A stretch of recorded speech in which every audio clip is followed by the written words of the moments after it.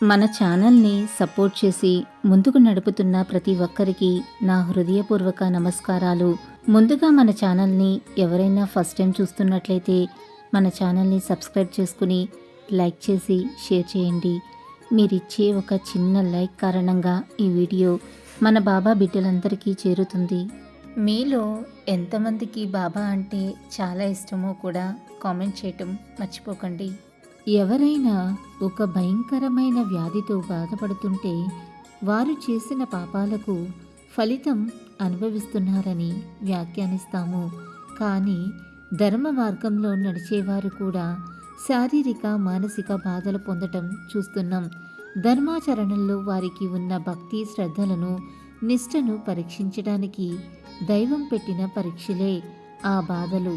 కష్టాల్లో కూడా దైవం మీద గట్టి నమ్మకంతో ధర్మ మార్గాన్ని వదలక అనుసరిస్తూ ఉండటం వల్ల బాధల నుండి విముక్తి లభిస్తుంది. ఒక్కొక్కసారి దైవం సృష్టించిన సమస్యలు భక్తులమైన మనలో ఐకమత్యం ఏర్పడటానికి ఉపయోగపడతాయి. వినయాన్ని భక్తిని మరింత వృద్ధి చేస్తాయి. సాధనను తీవ్రతరం చేయటానికి దోహదపడతాయి.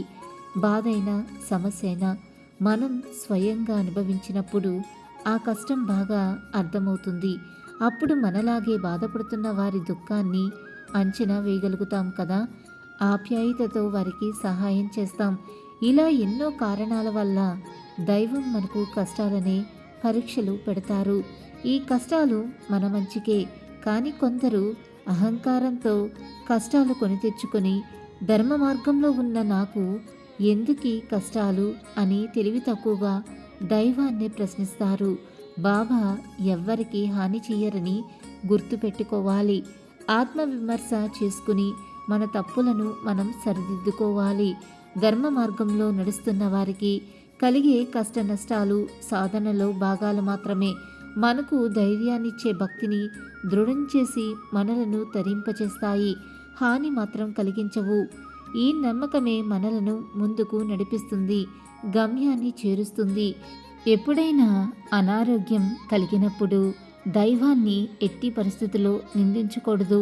ఈ అనారోగ్యంతో నన్నింకా నీకు దగ్గర చేస్తున్నందుకు కృతజ్ఞత బాబా అని చెప్పుకోవాలి.